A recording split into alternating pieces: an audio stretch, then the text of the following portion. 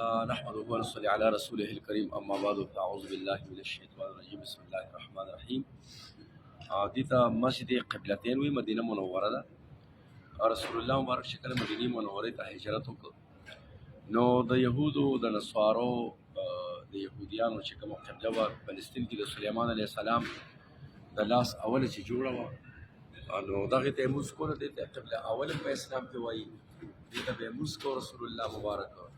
او هغه کې څه حکم او حکمتونه پکې نو رسول الله مبارک بدی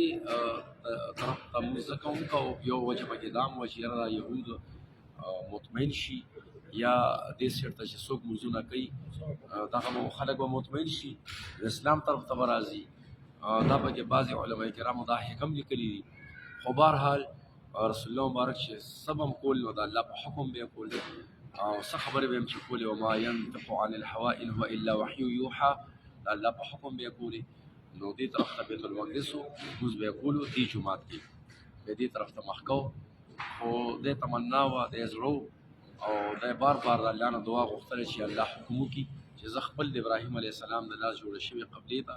او د آدم علیه السلام او د جبریل علیه السلام او د آدم علیه السلام او د ابراهیم علیه السلام د لاس هغه جوړه شوې قبلې ته زه مخ کړمه. د بیا دا آیتونه راغلي سيقول السفهاء من الناس ما ولاهم عن قبلتهم التي كانوا عليها وقل لله المشرق والمغرب يهدي من يشاء الى صراط مستقيم. او داسې نور آیتونه دوی سپارې دا سر چې کوم نازل شوي دي دا دلته کې بیا د دې نزول هم شوی شان نزول دغه او سبب نزول هم دغه چې رسول الله مبارک بار بار به اسمان ته کتل الله تعالی په مانځه ولاړو په مانځه کې په مانځه کې حکم راغی نو بس د حکم پابند خلک رسول الله مبارک او صحابه کرام نو حکم راغی نو رسول الله مبارک قبلې ته خپل مخ هغه تو کړلو او موزي هغه طرف ته نو دا دې ته مسجد قبلتين و دې سره مخامخ مزرعه د عثمان صاحب ده ابیر عثمان چې یادي نه هم د نږدې دي هغه موږ تاسو ته وختي وښودو دغه جمعه دغه کوي د نږدې دي نو بیا تاسو ویډیو جوړوي نو دا یو څو خبرې واقع کوي وسره دا یو ځای